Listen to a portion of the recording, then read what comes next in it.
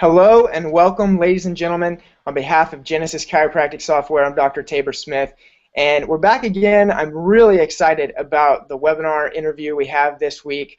With me is Dr. Lona Cook. She's the author of Just Tell Me Where to Start, which I'm really excited to ask her some questions about that book today. She was able to pay off her student loans in just 2 years after beginning her practice, but even more than that, she's a chiropractic coach. She helps chiropractors through any phase of practice that they're in, and it's just an honor to have you here.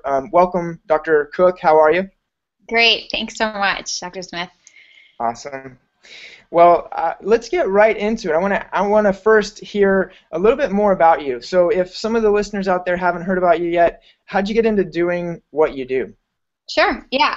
Well, I was a chiropractic kid, so grew up in a family that utilized chiropractic. So I guess I had no idea that other people didn't have that. So I remember sitting the first day in chiropractic school, and they said something along the lines of, "This is a really tough profession. You always have to tell people why they have to come back." And I remember sitting there for a couple of minutes thinking, like, what are they talking about? Why wouldn't people come back? So it just really wasn't part of my mind at that point because I just assumed everyone had chiropractic care and access to it. Wow. Yeah, I went to Northwestern, and at the time, my chiropractor growing up was a Palmer grad, Dr. MJ Gonstead, and she had really pushed me to go to Palmer, and then the school was changing, and so she said, well, wherever you go, you're just going to have to go to a lot of stuff on the weekends and get your philosophy that way, and so that was kind of my entrance to chiropractic, was not really knowing why I chose it, just that I loved her, and I thought she lived an amazing life, and I wanted to do what she did. Wow. And so then, after that, tell us a little bit after you got out of chiropractic school, and then, why did you write the book? When did you write the book? How did that all happen? Sure. So, getting out of school, kind of had that last 6 months freak out where I'm like, oh my gosh, what am I going to do? Am I going to open up? How do we go from there? And I knew I really wanted to own my own practice. I just had this fear of where is it going to be, and I thought I would never go home, but that's exactly where I ended up, and it was a huge blessing, actually. But my background in undergrad was creative writing, and so when I started this process, obviously everyone has these fears a little bit about, like, am I going to be able to do this? How do I open a practice? I've never done this before.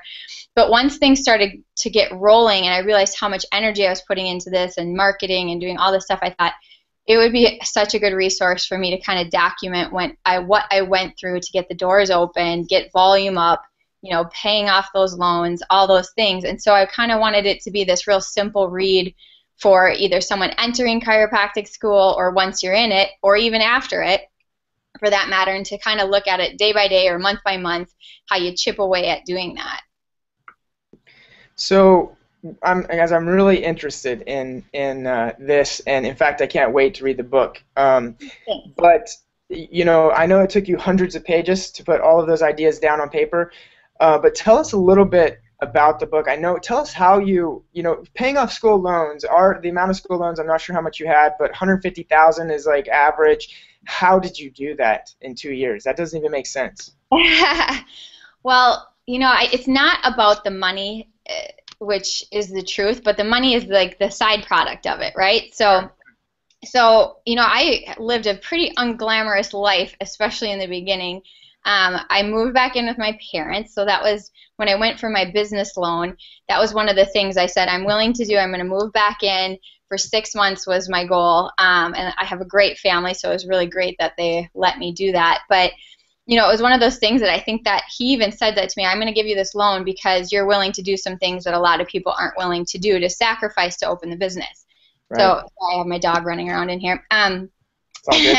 Anyways, so after, starting out, we opened day one, it was like January 11th, and, you start to do everything that you do to open a business, market around town, go to all the chamber stuff, go to Rotary, start making your connections, and then just plugging away at it. And when you start to feel like you're a little scared where the next patient's going to come from, you go out and do some more.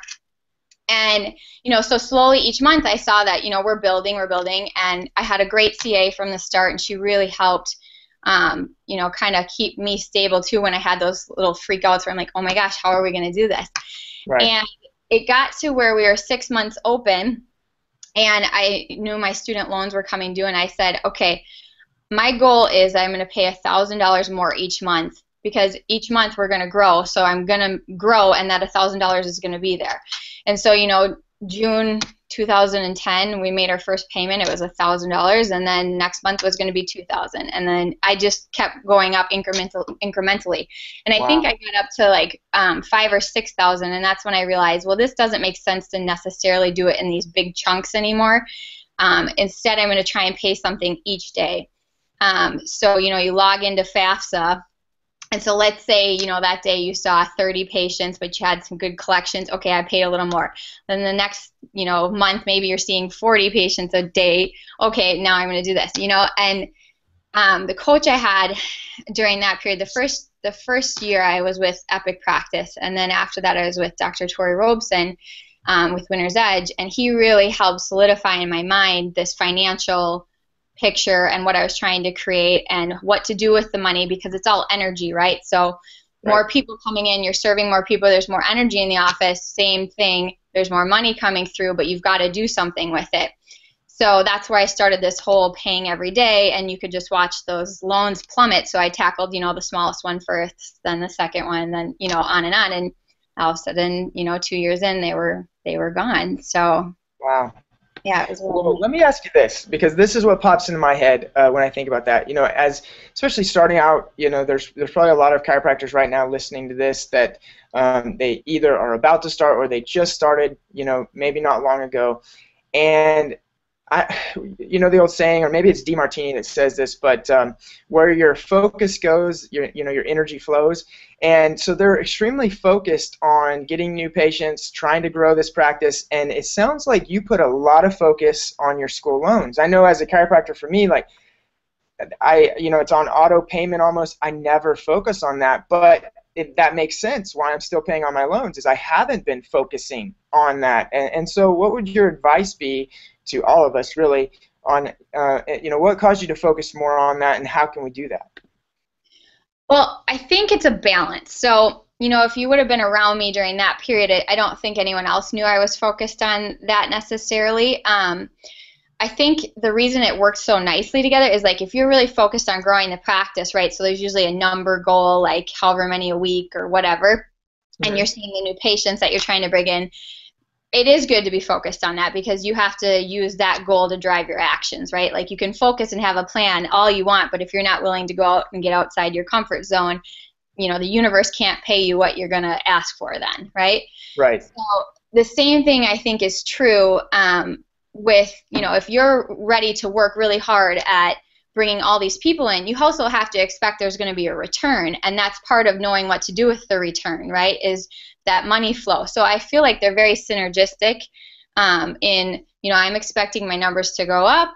I'm also expecting, more money is going to start to come in, and I have a goal for that money as well. So I think they're nice to have two goals together.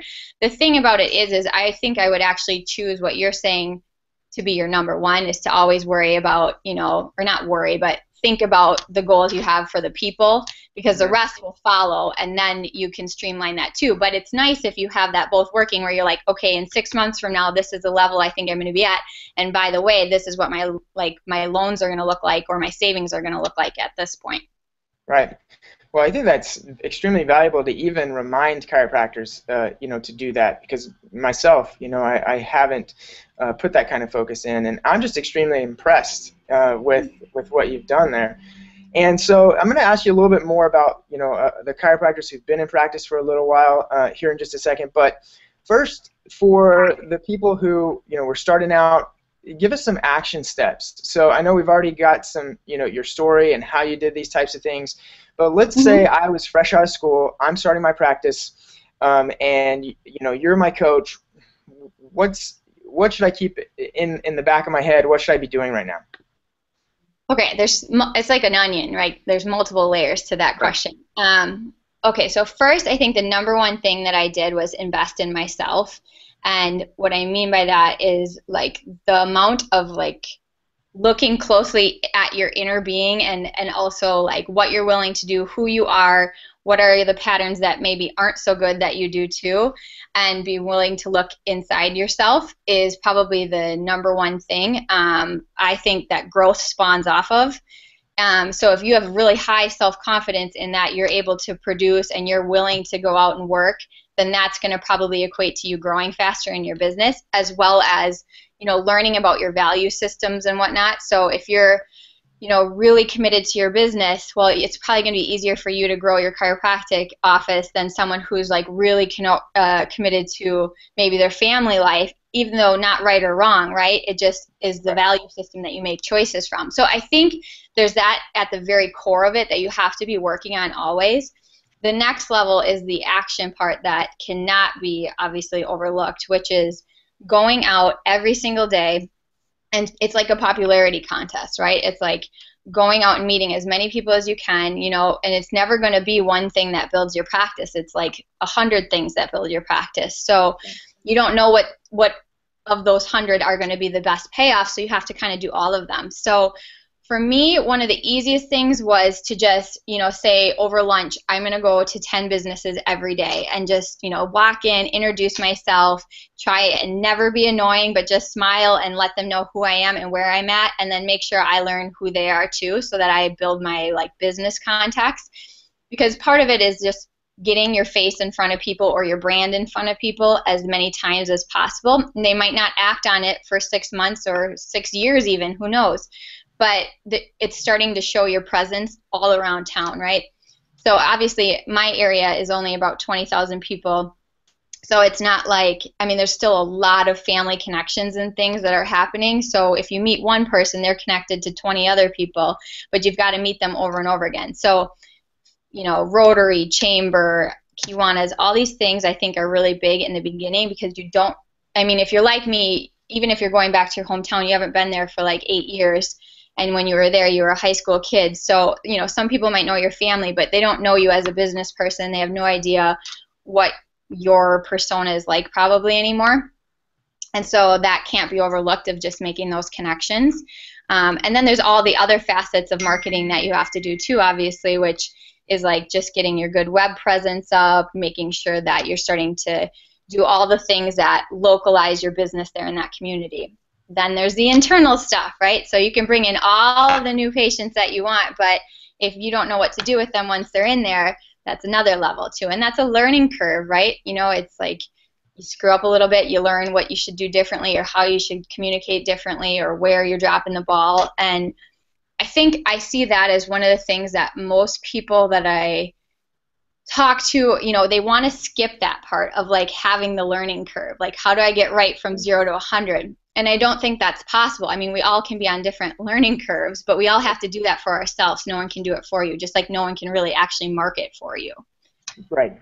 Yeah, no, absolutely. I think that's like experience is the biggest thing. It's the reason why people who win the lottery go broke and bankrupt, and then people who have over time have built up that finance, they learn how to handle their finances, and now they're millionaires, and they just keep growing and growing. You know, it's you got to have a little bit of the pain that sculpts you. Yes. And so that's a good, you know, segue into this. Obviously, I can tell part of your, you know, some of your passion is to help new chiropractors get in and establish and grow. But you also have a coaching program that's for established chiropractors who have been in practice for a while, but maybe at a plateau. Is that correct? Yeah, it's for, you know, people probably I've been in practice 5 years now. So I think the longest in practice that I've worked with is about 8 or 9 years. But so it's like you're open, you might feel like you're plateauing a bit. You know, how do you start to look at things closer to open things back up, right? And so the reason I came up with this is through the book that has been out for a little over a year now. I just got a lot of platforms for talking and speaking to chiropractors, and a lot of questions came with that. And so the workbook was kind of like, for me, a way to put some of that into like the second edition, if you will. And what it focuses on is it's 4 weeks long. It's an hour of content each week. You can follow through on your own with the workbook, or you can do the coaching with me through those 4 weeks. And we start with week one is awareness, really looking at where you're at, how'd you get there, you know, some of the patterns you see, some of the patterns you're not seeing, you know, where do you rank yourself in like lots of different areas, and then we pick on the ones that obviously need the most work. Then after we kind of know where we're at, the second week is on simplifying. So for me, I realized like when we grew that first practice, a lot of it had to do when, you know, you do the jumps after you start having volume is on simplifying, not adding more in. It's like getting rid of stuff that doesn't work anymore. So the third week then is on congruency, kind of the same thing too, where you start to realize like, why am I doing it the way that I'm doing it, and how do I align this more with what my value system is and my vision for this office, and where do we need to shed some of the crap that maybe got added in. Right. And then the last week is on energy levels and just really what is happening around us, whether we're aware of it or not, and what are we putting out. Because growth is an uncomfortable process, and that's what makes it worth it, because you become a different person in the process. And then once you're up at that next level that you were envisioning, you get to go through it all again just to get to the next level. Yes, exactly. It's almost like, you know, you're starting a practice, and then you're starting another one, and then you're starting another one. Yeah. This continues to grow. Yes, so, exactly. So phenomenal. In fact, I'm very interested. How do I find out where to get a hold of this information? Where do I get your books? You know, how, and I also want to stay in touch. I assume that you probably put out value and information regularly. How do we do that? Yep. Okay. So my website, which is listed at the bottom, drlonacook.com, is kind of the host for all of it. We're actually wrapping it up so that it's going to be a bigger website so that you can have different portals for different things you want. But right now, that's the easiest way to get connected with this stuff. So the book's on there, the coaching's on there. You can take the class two different ways. You can take it where you do one-on-one with me each week, as well as watch the videos and whatnot. And then you also can take it as a self-study, so you don't have to do it with me, you know, having conversations with you. And so you can order that online. Also, my email address is really super simple. It's lonacook@yahoo.com. So that's the best way to access me if you have questions about doing one-on-one stuff. I also have people that wanted to continue after they did the 4-week course, and so then we just work on a weekly basis with, you know, contracts or anything like that. So my goal is really like, so many people helped me, and I had great coaches, and it's like if I can help other people even through a period of it, great. I mean, that's what I'm here for at this point. So now I have an associate in my main practice. It's really opened up some time for me. So Tuesdays and Fridays for me are kind of like the day that I do a lot of this more like teaching. So awesome. Well, I got to tell you, man, I am really just impressed with you, and you're obviously one of those spirits that you're a creator. I can tell. You know that you're just. What's that? I said I get bored, so I have to come up with the next thing that I want to do. No, and I love being able to, you know, just connect with people like that, because, you know, it's no wonder that you had a thriving practice, you paid off those loans fast, and then you move on to helping other chiropractors, and you have that passion to help others. So I think that's absolutely awesome. And in fact, I'll ask you kind of a selfish question, and for myself, maybe it'll help others as well. Yeah. But how do you stay motivated? What do you recommend that somebody's out there, because, and this may be good for people who have been in practice for a while and are at that plateau for a reason, because, you know, we get in the battle of day-to-day monotony, and we lose that passion or that fire. And how do you keep that? Okay, I think there's two things I thought of while you're saying that. Number one, I think, is you have to keep your brain excited about stuff, right? Which is part of where I was joking that I get bored easy, but I do. Right. And so that's why I have to come up with this, like writing a book or something. It's not that I get bored with practice. I love being there. It's like a party. But I think that if I wasn't keeping myself trying something new, it would drop in energy, because I would drop in energy. Right. So that's going to look different for every person, but you have to look at like what really makes you thrive. And, you know, if practicing is part of it, thank God, right? But, you know, I think sometimes we try and be who we're not, and that's how we fail, right? And so that's part of it, is just looking at like, well, okay, I'm going to practice during these hours, but what are some of the other things that keep me energized and excited? And maybe they're part of my practicing life or my career, but maybe they're not, and that's okay too. I also think that in the evolution of like growing yourself, you can't avoid the failures because they're what teaches you, right? And so even like I'm standing in my second practice right now, and I thought, oh, creating a second practice is gonna be so easy, and it's like, oh my God, I don't have enough energy to do two at once. So I'm gonna have another person in here with me sharing this space very shortly, which I'm excited about. But it was one of those things where I could look at it like, oh, well, that failed because I thought I could do it all by myself, or it's like, no, that was the evolution of learning how to do this next stage, and you have to go through that. So it just is what it is. I think you just got to keep looking at like what is falling into my path that I'm supposed to look at, because I do think, from an energetic standpoint or the universal standpoint, you're led on your path to a degree. You can waver from it, but it's going to be uncomfortable when you do, and it'll just keep realigning you until you get the message, Right. Absolutely.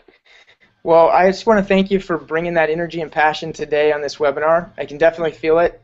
And I'm really looking forward to reading the books, taking your course, and I want to encourage everyone to head on over there with me right now to drlonacook.com, and that is DRLONACOOK.com, all right? And we'll have a link for that below for everybody just in case. But Dr. Cook, thank you so much. It really has been a pleasure, and thanks for providing so much value today. Oh, yeah, my pleasure. I'm so glad we did this. Awesome. Well, have a nice day, and thank you all for being on the webinar. Contact us if you have any questions. Dr. Cook, if you want to give your email address one more time for everybody. Yep, it's just lonacook@yahoo.com. Awesome. All right, thanks again. Everybody have a great day. We'll talk to you soon. Thanks.